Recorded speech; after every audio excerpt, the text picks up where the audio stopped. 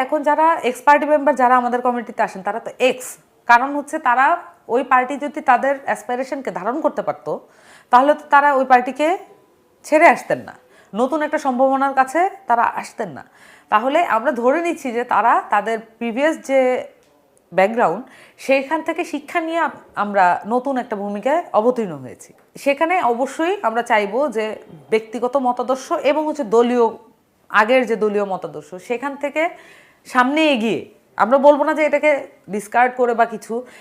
এটাকে আমরা ধরে নিয়ে এখান থেকে শিক্ষা নিয়ে সামনে এগিয়ে আমরা কিভাবে একসাথে ফাংশন করতে পারি। আমরা আমাদের জায়গা থেকে এটাকে নেতৃত্বের দ্বন্দ্ব মনে করি না, বরং আমরা আমাদের জায়গা থেকে দেখেছি কে কোন জায়গায় পরিশ্রম করেছে, কে কোন জায়গাটা ডিজার্ভ করে, কেন ডিজার্ভ করে,